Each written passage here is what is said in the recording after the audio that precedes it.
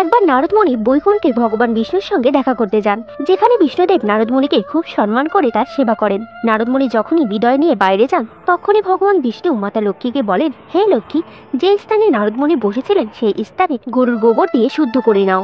যেটি শুনে নারদমণি আশ্চর্য হয়ে যান আর দ্রুত ফিরে এসে বলেন, হে ভগবান, যখন আমি এখানে এসেছিলাম তখন আপনি আমাকে খুবই সম্মান করছিলেন, তবে যাবার সময় কেন বললেন আমার বসার স্থান নোংরা হয়ে গিয়েছে? তখন বিষ্ণু শান্তভাবে উত্তর দেন, হে নারদমণি, আমি আপনার সম্মান এই কারণেই করেছি যে আপনি দেবশ্রী, তবে আপনার কোনোই গুরু নেই, আর যেখানে নিগুড়া বসেন সেই স্থান অশুদ্ধ মনে করা হয়।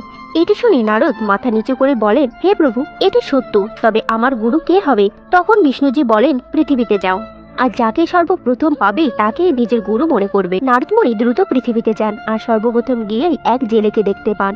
তখন নারদমণির সন্দেহ হয় আর ভাবেন, আরে ইনি তো কিছুই জানেন না, তাকে কিভাবে গুরু মানবো? তবে ভগবান বিষ্ণুর আজ্ঞা স্মরণ করে নারদমণি তাকে নিজ গুরু বানিয়ে নেন। যারপর আবার নারদমণি বিষ্ণুজির কাছে যান আর বলেন, প্রভু, আমার গুরুজি তো কিছুই জানেন না, সে আমাকে কি শেখাবে?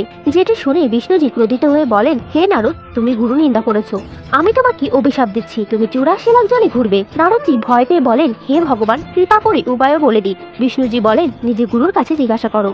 তখন নারদজি তার গুরুর কাছে গিয়ে সবটি বলেন। তখন সেই গুরু বলেন, ভগবানকে বলবেন পৃথিবীতে 84 লাখ জনই বানিয়ে দিতে, তারপর তার উপর শুয়ে ঘুরবেন আর বলবেন সকল জনই ঘুরে এসেছি। গুরুর কথা মতো নারদমণি এটিই করেন আর বিষ্ণুজির কাছে ক্ষমা চান। তখন ভগবান বলেন, নারদ, যে গুরুকে তুমি তুচ্ছ মনে করেছিলে তার কৃপায় তুমি আমার অভিশাপ থেকে বেঁচে গেছো।